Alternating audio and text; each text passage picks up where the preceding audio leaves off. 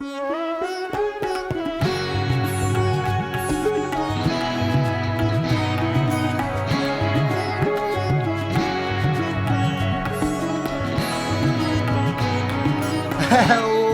and welcome to this episode of Tripology. I'm Alan and I'm here with the ever gluttonous Adam. Great to be here, Alan, and am I feeling gluttonous today? Do you know one thing that we haven't spoken that much about on the podcast? I don't know anything that we've not spoken that much about on the podcast. No, tell me it all. Well, it forms such a massive part of travel, and the reason I travel is food. Okay, that you think that's the reason? It's one of the main reasons. I mean, I certainly do a lot of research when it comes to planning where I want to go. I will sit down usually for 3 or 4 weeks and just plan exactly what I want to eat, watch loads of YouTube videos about what there is to do there, usually all revolving around food. Okay, well, you're considered Tripology's resident foodie, and without really any doubt, you are that.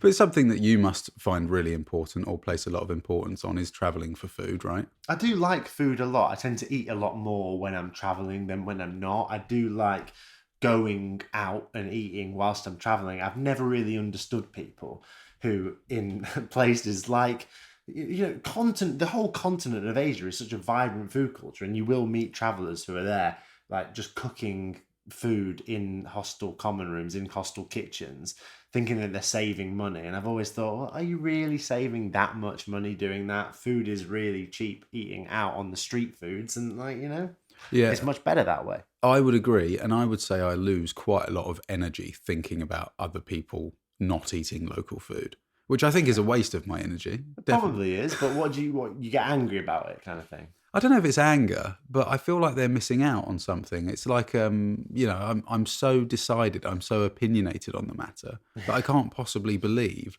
that by them cooking their own food in a hostel, which is usually something far less interesting, isn't it? Yeah, it certainly is. Yeah, even if it's like an approximation of food that they've had previously from that continent, they've like scrabbled together a load of stuff from the local market and therefore consider it local food. It's never going to be as good as something that's lovingly crafted on the side of the road by someone who's been making the same broth for 3 decades. No, completely. So I would agree. I think that the main reasons why people tend to cook in hostels when they're traveling is to save money, or perhaps it's because they don't like the local food. Okay, nice. So this is very much a public service announcement by Adam from Tripology, the ever gluttonous Adam, about eating local food the right way. Yeah, I would say so. And I guess trying to open your mind to trying new things, I think it's such a wonderful opportunity to try very different dishes, things that have been cooked in different ways, but also, of course, vegetarianism, veganism has to be mentioned during this topic. But I think it's also a chance to eat things that you never would have eaten otherwise, Yeah, okay. Well, you've just touched briefly on vegetarianism and veganism. How does that factor into your lifestyle choices? How does that factor into the food you eat or don't eat? Well, it'd be interesting to get your thoughts on this because it might be quite controversial. When I was traveling around Asia, I would say for a period of probably at least 6, maybe 8 months, I was vegetarian/vegan, depending on the day, not consuming much meat at all. However, if there was a chance to eat some regional speciality that I'd never tried before, that I maybe thought was the only time in my life I might get a chance to eat that dish, I would eat it, even if it contained meat. Yeah, it's interesting, isn't it? And your reasons for being primarily vegetarian/vegan was ethical. Yeah, I've not told this story on the podcast before, and I don't know if I've even told you this story, but when I was in the Philippines, I was on an island called Bohol, and I remember witnessing some dogs being captured. So if you can imagine, just probably half an hour before, they were at a local market, and these are like stray dogs, right? They're just running around the local market. And there was a market stall there that was selling like kebabs, like meats on skewers. And me and this guy that I was traveling with, lovely Estonian guy, we decided to buy meat skewers and feed them to the dogs. I don't know if that's the most sensible thing to do because it probably encourages them, to be in that location and often be sort of a hindrance or an annoyance to the local community there. And therefore get mistreated by the local community as a result, perhaps. It's possible. Maybe it was a complete oversight, but we saw that the dogs looked scrawny. They definitely looked underfed and starving, perhaps. They didn't look sick or rabid. Mm-hmm. So we decided to feed them a couple of skewers, and we kind of bonded with them. We weren't afraid to stroke them or spend some time with them or anything like that. So fed them a couple of skewers, and then we went off into a local bar, and we could still see the market from the bar. And all of a sudden, this van turned up. It was more like I don't know, a truck with a flatbed, but it had a big cage on the back. Okay. And there were three guys. They jumped out of the truck, like ripped into the market, slammed the brakes on, jumped out of the truck, chased all the dogs around. The dogs knew what was going on before they got out of the truck. You could see the fear. Yeah. And then these guys ran around with huge nets. So they're like, imagine a fish net, like a huge pole with a net on the end. And they scooped all these dogs up and then were basically slamming them into the back of this truck. Okay. Dog catchers. Dog catchers, exactly. And then I went over to one of the guys just as they were about to drive off. And I said, excuse me, where are you taking those dogs? And then he gestured eating a burger. Wow. Okay. What country was this in? Philippines. Philippines. Yeah. Okay.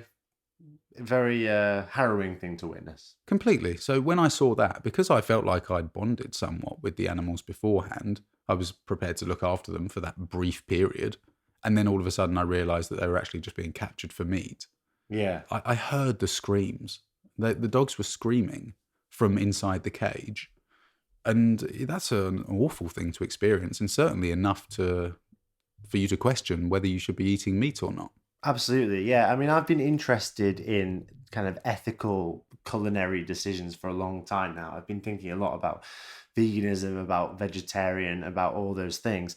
I think I've kind of settled on a poultry only approach to protein consumption.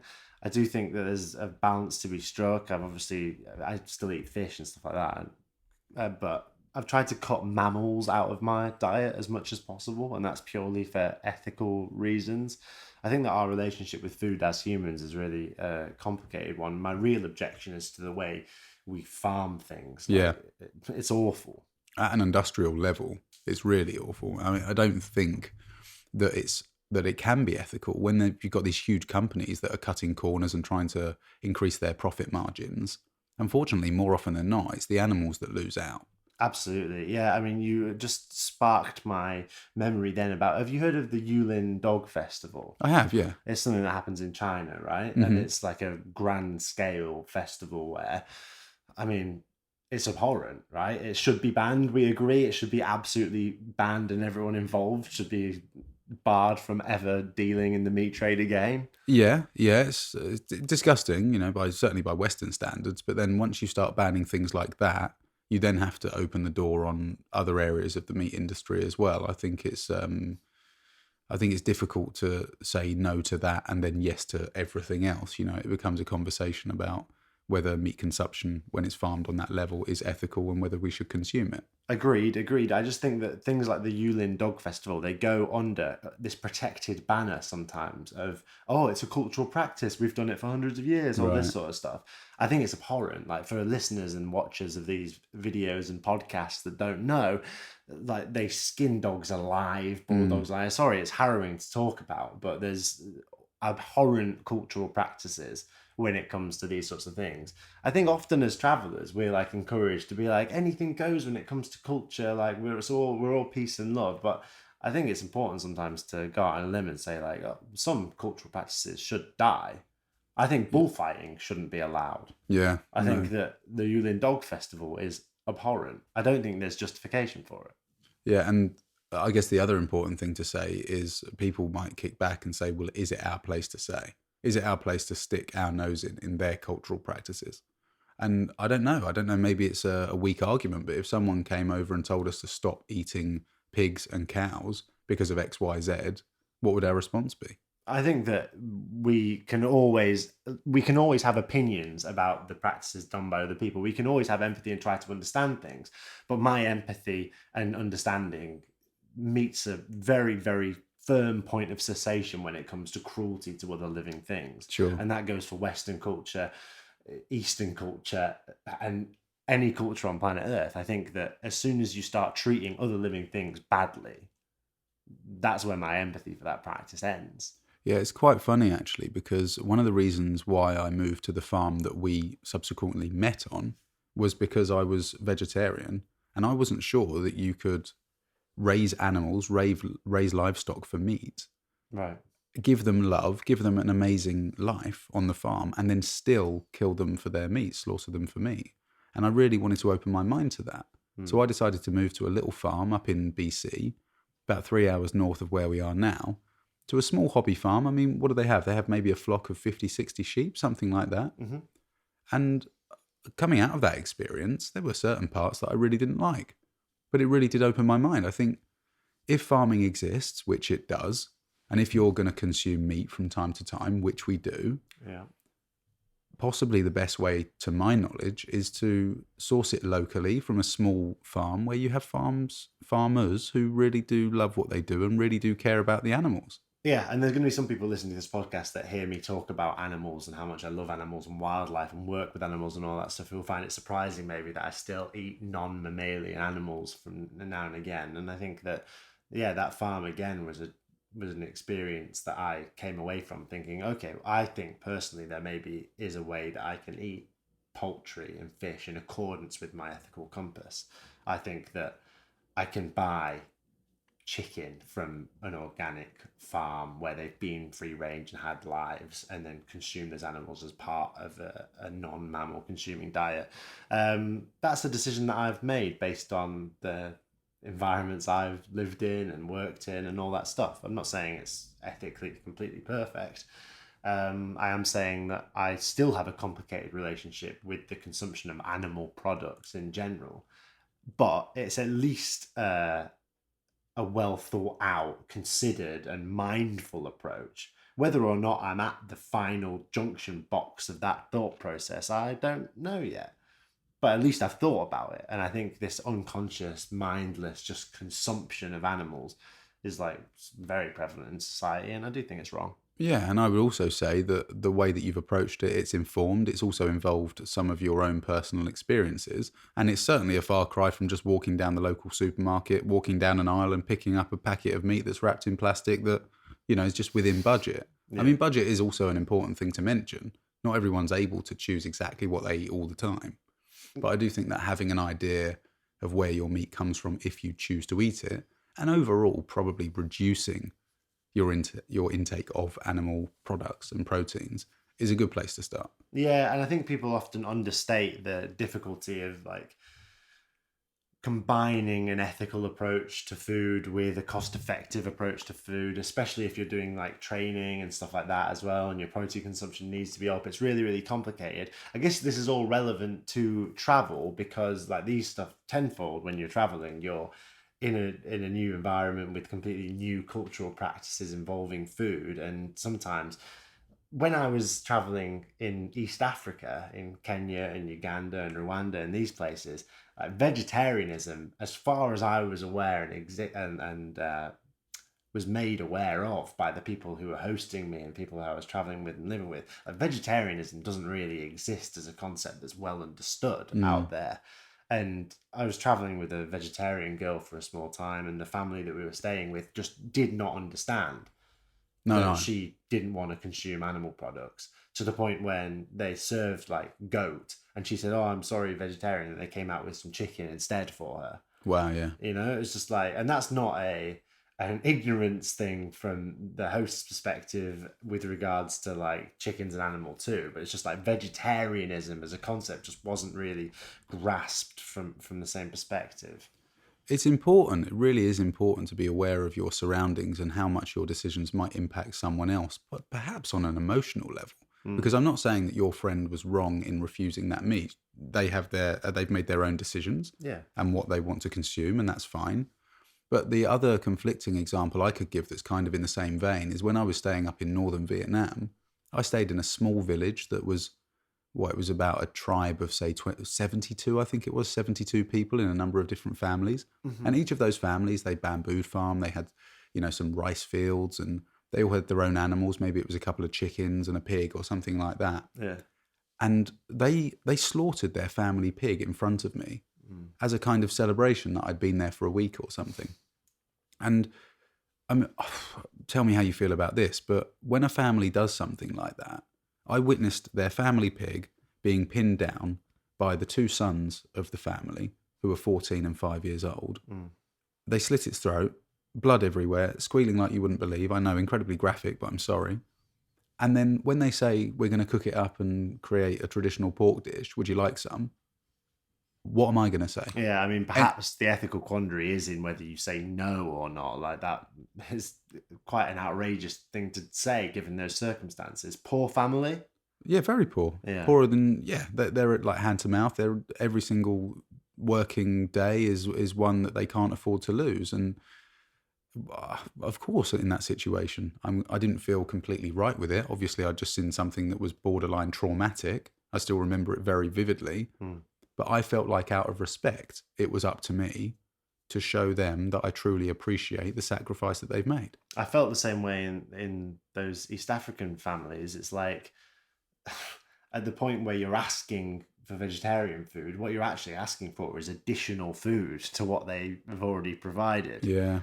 It's true. It's true. Being aware of that kind of thing, you can't always be like that. I mean, no one's asking vegetarians or vegans to just eat meat all the time when it suits the host. Yeah. But it's something to consider if you are going away and you do have dietary requirements. Sometimes it's tough. Sometimes it is tough. And I'm going to say something now, which is a long-held belief, and I'm sure I'll repeat it many times on the podcast, but I do, to some extent, encourage an ornithological approach to travel. Right. And what I mean by that is, ornithology, bird watching, the Yeah. idea that you can view something from a distance almost, and with your intention being to see and observe and understand, but without necessarily getting involved for fear of frightening the birds, and sometimes when it comes to eating practices, maybe that's an approach that you could be mindful of taking. This idea that you're going to sit at the table and break bread with people, and sometimes if their cultural practices with regards to food aren't quite what you expect or what you want, maybe you try something a little bit different and in accordance with their cultural practice, and maybe that doesn't exactly agree with your ethics and mindset. I do draw the line at cruel for the sake of cruel. Mm-hmm. I draw the line at the Yulin Dog Festival, but maybe I don't draw the line at a family which has reared a pig and used their resources to rear that pig and then has sacrificed that pig out of desire to be gracious to a guest. Yeah, completely. And I think it brings us nicely onto our next point, which is, if for ethical reasons or there's some sort of biological dietary requirement for you as an individual, that's one thing. Then you have to choose what you eat very carefully. Yeah. But if it's just because culturally you don't like something about something, then that brings us on to picky eaters. I'd love to talk about picky eaters. Can we take stock of what we've said so far? Because we've covered an awful lot of ground. We can sort of take a deep breath, take our shoes and socks off, sit, have a brief meditation break, and then we'll be back momentarily to talk about picky eaters. I've got a story for you, mate. Amazing. Can't wait for it. Let's head to the meditation break now.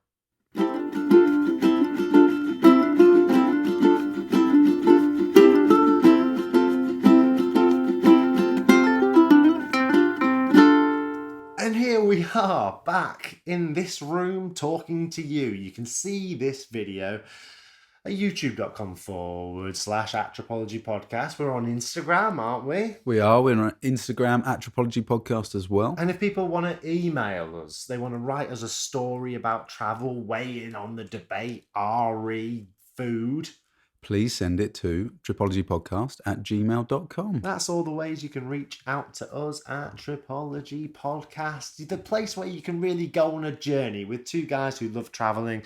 We're here, we're with you, and Adam wants to tell us a bit of a story about picky eaters. I do. It's a really interesting one. You will know better than most that us Westerners do not have the greatest track record when it comes to food. I know that, yeah. Sometimes we're regarded as being the flavour of Earth. That's a good point. And one that I would second. I mean, it's really, really difficult talking to people back home about this kind of thing. And we'll probably have to expect a few messages on the old DMs about our, very opinionated views on things like British cuisine. Yeah.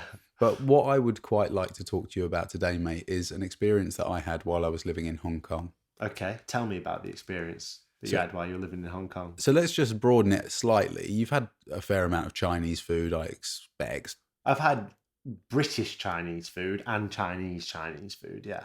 But you know that sometimes it involves ingredients such as chicken's feet or congealed blood. Is that a shock Sure. to you? Yeah, no, I've come across both chicken's feet and congealed blood. So that kind of thing, I would highly encourage people try at least once. But it should be said as well, Chinese food is massively provincially specific. And very diverse, for Yeah. sure. So like what you're going to get in Sichuan province is going to be very different from what you get in Guangzhou. Yeah, absolutely, yeah. And when it comes to Cantonese food, that's different again. There are certain Cantonese specialities, and of course, lots of those sort of can be eaten around Hong Kong, which is where I was living. But it's quite funny when you think about the reputation that we have, and even how we are treated as Westerners in countries in Asia, for example, where there's this understanding that we can't handle chili heat or we don't like certain ingredients and what have you. And I would always encourage people, like I said, to try something at least once, unless, for the aforementioned reasons, for ethical, dietary, whatever, you can't. But the worst that's going to happen is that you're not going to like it. Yeah, absolutely. Honestly, it frustrates me so much. This second half of the episode is going to be a completely different feel to the first. But it really frustrates me that there are people out there that can't eat meat off the bone or anything that remotely resembles an animal part. They'll fight you to the death for their right to eat meat, but it better not come off a bone. Yeah, well, you know that I have a sort of internal pantheon of travel gods in my head, and one of my real travel icons is the late Anthony Bourdain. And of course, Anthony Bourdain has this thing where he says you should always risk the terrible meal in order to get the amazing meal. I love that. I'm paraphrasing his beautiful prose, but I mean, he's so right, isn't he? So often, and I've been guilty of this too during the darker phases of my life, the monotony, going to work 9 to 5, where you go for a meal out, Yeah. and you know that that option on the menu is a great option. You know that it's going to be satisfying. You really crave that flavor, and so you pick it again and maybe a third time. But he's right, isn't he? If you strayed away from that, went to the restaurant 2 alley turns away from your favorite restaurant and picked something way far down the menu and asked the chef maybe what he recommends, you might get something far superior to what you previously thought was the best. Absolutely. And I've had this conversation with a lot of friends over the years, one in particular, and I remember him saying, why would I choose something that I might not like when I can choose something I know I'm going to like, and overall I'm going to have a really lovely evening? Because what you might not like might be the best thing you've ever eaten. Also true. And that's exactly how I was treated when I was in Hong Kong. So I was in an area of Hong Kong on the island called Sai Ying Pun. I don't know if you've been there, but it's amazing. We'll go there when we go together, please. Yeah. But I guess it's a kind of area of Hong Kong that's slowly being gentrified. Okay. There are still some local markets there and lots of local people who live there. Huge skyscrapers, as we've mentioned before, but every now and again there's a cool little coffee shop or a cool little restaurant that's usually owned by someone from France or the US or whatever. So it's a good mix. It's a really cool place. But I went there for this, it was a congee place. Do you know what congee is? It's like a rice soup. Okay. Typically eaten for breakfast. Everyone write that down in their Tropology phrase book. Congee. Congee. Rice soup. Yeah, it's a very popular dish, an old traditional dish.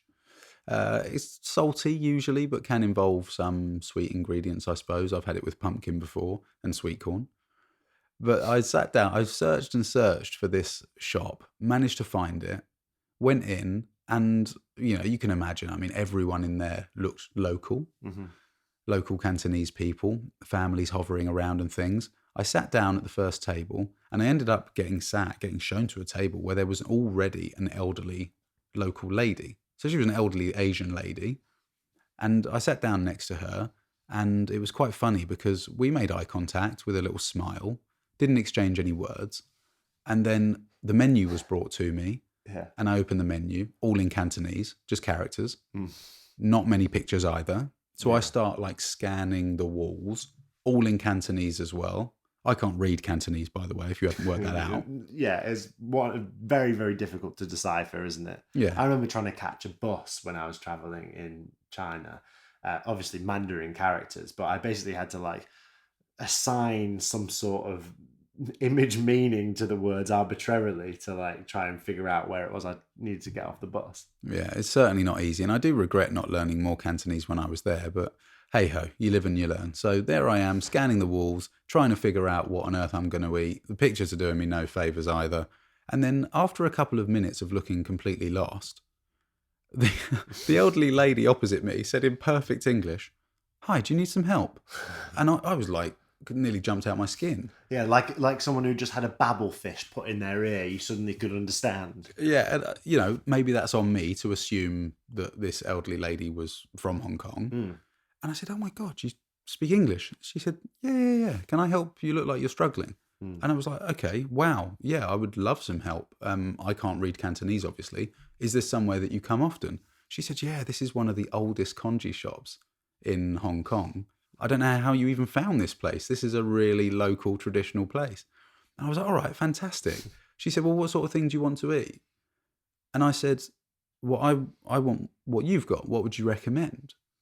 And she said, "You won't like what I've got." And I was like, Ominous, that. "Uh-oh, okay, try me." And she said, "I've actually ordered something that's not on the menu." I was like, "Right." I said, "Is it delicious?" She said, "Yeah, it's amazing." I said, "Okay, well, I'll try it then." She said, "Okay, I'll just tell you what it is. It's a fish skeleton congee. So very little meat, but it's basically like been boiled with all the bones and what have you. And it just comes with the fish's skeleton and the fish's head, which has got some cheek meat on it, in a congee. So it absolutely looks the opposite of appealing." Yeah. And I was like, "Okay, well, yeah, I'll order one of those." And she had a side dish as well. She said, "You definitely won't like that." She's throwing a lot of assumptions around this lady, isn't she? This ain't got the peel. It's really a skeleton. You won't like the side dish. It's crazy. It's off the menu. And you might say that she was uninformed. Yeah. However, I asked her why her English was so good, and she studied at Leicester University and lived there for a while. Right. So it wasn't like she had no experience of England or the UK Right, culture. She okay. lived there. She knew firsthand. If you're from Leicester, write in. Would you like a fishbone congee? Would you like a side dish? That lady says no. Yeah, the side dish was basically some greens with this almost like sour soy sauce on top. It was roughly the same colour as hummus. Yeah. And I said, "Well, yeah, I'll have one of those as well." She said, "It's really tangy. I'm really not sure. There's nothing in English or British cuisine that is similar." Yeah. I said, "Well, if you said it's good, let's get one." So there we were, just completely matching meals. And we had a really long chat about Western eating habits and what British food consists of and all this kind of thing. And she said, "Yeah, I'm quite impressed that you've eaten that. Let me just tell you now, it was exceptional. It was a very concentrated, pure, kind of salty, fishy, I don't want to use the word umami, but umami kind of savoury dish. I absolutely loved it. It was stunning. And this is one of my best food experiences, which is also why I would encourage people to go and do this. Mm. But one of the things that she said, Alan, it is ringing around in my head to this day, and this is like going on 4 years. She said, "You know what? That's the problem with you white people." And I was like, Oh, okay, it's just taken a turn. yeah. She's brought colour. But she has skin Race. colour. Yes. Yeah. She said, "That's the problem with you white people." She said, "You're so lazy." And I was like, okay, what do you mean? Please expand. Oh, She said, pejorative. She said, "You're not prepared to eat things off the bone. You're not prepared to do any work when it comes to eating food." She said, "You're missing out on so many incredible flavours. You won't eat any organs, no liver, no heart, no sort of neck. These are all like the nitty gritty parts of the animal that contain so much flavour. It's absolutely delicious. And it's more for you for not being able to experience that just because you're a little bit squeamish." I mean, she's right. She is right though, isn't she? She's also witnessing, what can only be described as a white man eating a fishbone congee. I felt like I was representing all white people at that point. So was she not like, that's the problem with other white people? Well, She was witnessing you congee it up yeah, at an alarming rate. Well, I'm already a white person that lives in Hong Kong, Right. which is slightly different. I mean, Yep. the group gets ever so small, Mm-hmm. but there are lots of expats there. I mean, am somewhat ashamed to say that there are a huge number of expats in Hong Kong who live completely separately from the local people, local community, and local culture. If you want to be completely separate from that and still live your expat life, you're very able to do that in Hong Kong. Yeah. You don't have to integrate whatsoever. And, you know, you might think, oh, he's on his high horse talking about all this sort of stuff. I don't speak Cantonese. I'll admit that. But I still tried at every opportunity to shop at the local markets, converse as well as I could with people who were running markets, market stalls, and eat in all the local shops. So, yes, I was eating congealed blood and chicken's feet and other bits and bobs, weird parts of animals, but, you know, I had some fantastic dishes. One of my fondest memories in terms of a food that I had in Hong Kong was curried beef tendon. And, you know, it's a hard sell to someone who's never had tendon. If I was to describe it to you, you'd probably say, do you know what? Maybe leave it. Leave the tendon. Leave the tendon. I'll have a pizza. Oh, But I'd maybe say that. not you. Yeah. I don't think you're all white people either. Okay. But yeah, I mean, you know, let's give her the benefit of the doubt. We understand exactly what she means. Okay, so what's the takeaway, the moral lesson, the thing that the Tripology audience can really learn from this? I think it's really important to get out there and try different things. And if you travel for food, as we do, just get stuck in at every opportunity. You're going to try some things that maybe you don't like. We're not asking you to eat fried tarantulas every day. No. But maybe just pepper your trip with a few fun experiences, and who knows, you might open your mind. And if the opportunity to eat a fried tarantula arises, maybe don't say no with the sort of proclivity that you might have done prior to hearing this story. Certainly don't judge people as a result. Don't judge people as a result. That's it, Adam. I think that's a great episode of Tripology you've delivered. Thank you so much for telling us that story. Hong Kong congee, the fishbone variety, going into shops and speaking to ladies who are eating crazy dishes in a place where crazy dishes are just part of the culture, but a beautiful part and a subtle part. Anthony Bourdain would say, get the crazy dishes anywhere you can, because they might be better than the dishes that you previously had. Yeah, everybody, email us, tripologypodcast@gmail.com. Watch us on YouTube, subscribe to us on YouTube, and follow us on Instagram at Tripology Podcast. That's right, everyone. I don't know about you, but like not the captain, the first mate, one of the first mates atop the mast of a ship, looking over the horizon, can see that the present's getting a little bit dull. So let's blast off into a future that can only be described as a little bit brighter, a little bit nicer, a little bit more wild. I'm feeling kind of freaky to get there right now. Let's go. Let's do it together, Alan. I'll see you there. I'll see you there. Bye. Bye-bye. Bye.